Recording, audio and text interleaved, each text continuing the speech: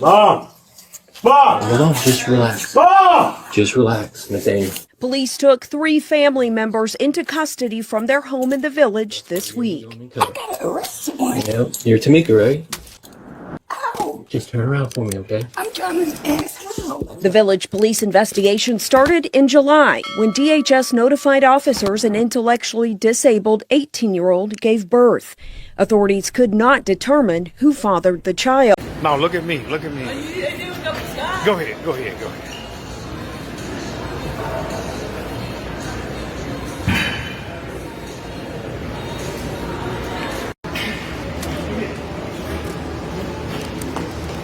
Trying to teach Nasia how to jump rope. When you think you've seen it all, some incident going on in some part of this world will prove you wrong. What I'm about to say may sound controversial and seem unbelievable, but it's the bitter truth. The greatest danger isn't always a stranger lurking in the dark, but the very people who are supposed to protect you. It's hard to swallow, I know, right? But if you don't believe me, I urge you, listen to this story till the end, and then let me know if you still disagree. This is the story of the Molden family. A family that, from the outside, looked like any other. A father who worked hard, a mother who stayed home, a teenage son with his whole life ahead of him, and an 18-year-old girl, intellectually disabled, vulnerable, and completely at the mercy of those around her. But inside that home, a secret was festering. A crime so vile, so disturbing, that when it finally came to light, even seasoned investigators were shaken. A crime that went unnoticed for years, even as the signs were right there hidden in plain sight. It all unraveled in the Village, Oklahoma, in the summer of 2024. It started with a question so simple, yet so impossible to answer that it changed everything. Inside a hospital room, a teenage girl lay in a hospital bed, cradling a newborn. Nurses hovered around her, offering soft reassurances, trying to make her comfortable. A nurse asked, "Who is the baby's father?" At first, she hesitated. Her eyes darted toward her mother as if seeking permission to speak. Then, in a voice barely above a whisper, she muttered a name. And in that moment, the entire room went silent. Because what she had just said wasn't just shocking, it was impossible. The nurse's hands trembled. A doctor looked up, exchanging glances with his colleagues. Something was wrong. Very wrong. Minutes later, a call was made to the Oklahoma Department of Human Services, DHS. Something about this story wasn't adding up. DHS stepped in immediately, ordering a DNA test to confirm the father's identity. The results came back days later. And when they did, they confirmed something so horrifying, so deeply disturbing, that even law enforcement officers, men and women who had seen it all, were left speechless. The father of the baby was not a boyfriend, not a stranger, not even someone outside the family. The DNA test revealed that the father of this child was none other than her own brother. And just like that, a door to a nightmare was thrown open. This story is terrifying, but before I continue, I just want to take a second to thank every one of you who watch, comment, and share these videos. Your support is what keeps these stories alive. It's what makes people pay attention to the hidden horrors that would otherwise go unnoticed. If you're new here, don't forget to hit that subscribe button. Join this growing community of people who refuse to look away from the truth, because this is the kind of story no one should ignore. Now, let's go back to that moment in the hospital. Imagine being one of those nurses. Imagine standing in that room, hearing a teenage girl, confused, scared, holding a baby she should have never had, whisper that her own father might be the father of her child. Imagine the way your stomach would drop, the way your skin would crawl. Because this wasn't just a crime. This was a family's darkest secret, finally forced into the light. So how did we get here? How did this nightmare go on for so long without anyone stopping it? To answer that, we need to go inside the Molden family home. A house that, to the outside world, looked normal. But inside, behind those walls, a secret was brewing. For years, Nathaniel Molden Jr., the victim's 19-year-old brother, had been sexually abusing her.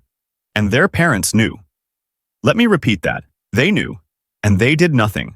Nathaniel Molden Sr., who is the father together with his wife, Tamika, caught their son with their daughter multiple times. And instead of reporting him, instead of protecting their vulnerable daughter, they punished both of them and expected it to stop. It didn't. For 2 years, this girl, who had the intellectual capacity of a child, was trapped in a home where no one protected her.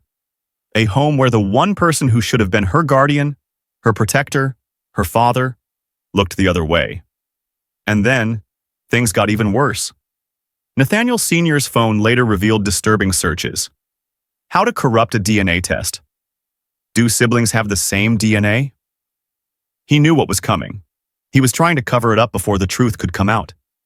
But you can't hide from DNA. By the time DHS and law enforcement put all the pieces together, it was too late. The damage had already been done. A child had been born into a world that should have never existed. And that's when the arrests began. Early in the morning, police arrived at the Molden home. Neighbors peeked through curtains as officers stormed inside. And one by one, the family members were taken away in handcuffs. First, Nathaniel Jr., the 19-year-old who had preyed on his own sister. He panicked and pleaded with his mother, "Mama, tell them! Tell them I didn't!" But there was nothing she could say. Next, Nathaniel Sr. and Tamika, the parents who let this happen under their roof. 3 family members, 3 arrests, and 1 teenage girl, now alone, left to deal with the scars of years of silence, years of betrayal, years of suffering in a home where no one protected her. And here's the most infuriating part. For years, there were warning signs. Neighbors heard screaming at night. Teachers noticed the girl was withdrawn, flinching at sudden movements. A school social worker even filed a report. But nothing happened. The system failed this girl. The people who should have protected her, her own parents, chose silence. And now, because of that silence, an innocent child has been born into a world where nothing about their existence is fair. So now I ask you, who failed the most? The brother who did the unthinkable? The parents who looked the other way? Or the neighbors and authorities who ignored the warning signs? Drop your thoughts in the comments below, because this story is far from over. The truth was out, but the damage had already been done. The question now was, how could this have gone unnoticed for so long? How did an entire community, school system, and child protective services fail this girl in the worst way possible? Investigators started digging deeper, and what they found was just as disturbing as the crime itself. This wasn't a single moment of failure. It was years of ignored warnings, years of missed opportunities to save her. In 2018, a teacher at the victim's school noticed something alarming. She had always been a quiet, withdrawn student, but something was different. She flinched when people moved too quickly. She stared at the floor instead of making eye contact, and she seemed afraid to speak. The teacher did the right thing. She reported it. A social worker was sent to the Molden home, and for a brief moment, there was a chance to stop this before it escalated. But what happened? Tamika Molden, the girl's own mother, looked the social worker in the eye and lied. "She's always been shy," she said. "She just doesn't talk much." And that was enough. The case was closed. The file was pushed aside, and behind closed doors, the abuse continued. This was the first major failure, but it wouldn't be the last. Let's talk about the people who lived near the Molden family. Neighbors later admitted to hearing things. Shouting in the middle of the night. Arguments that seemed different, more violent, more desperate, even screams.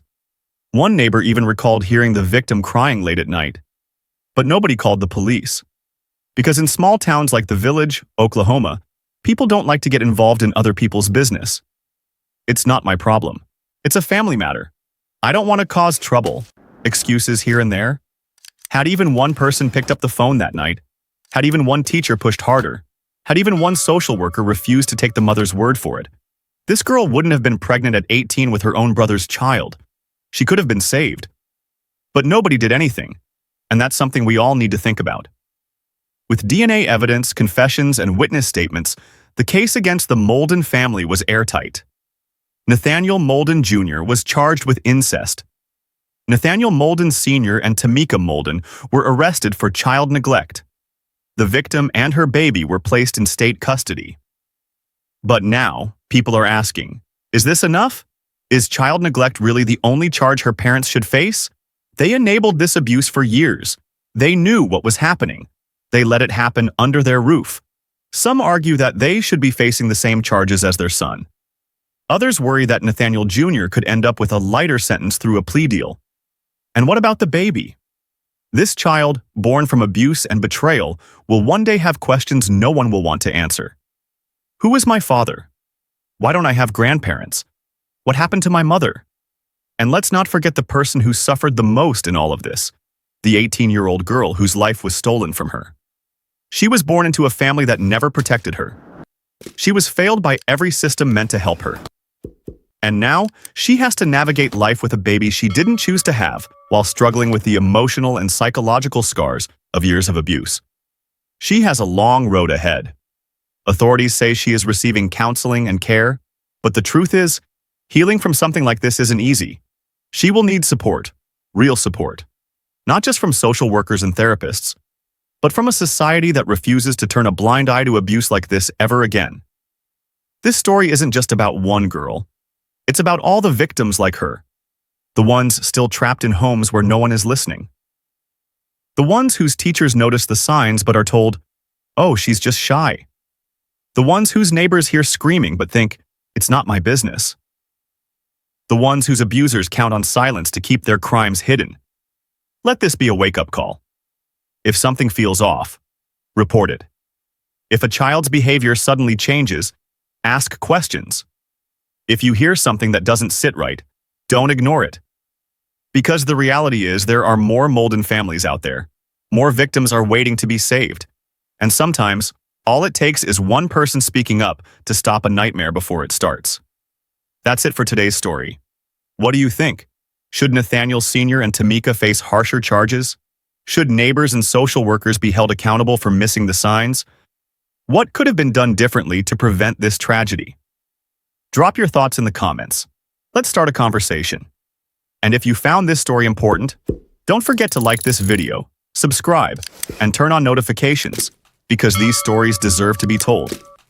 I'll see you in the next video. Stay safe, stay informed, and remember, if you see something, say something.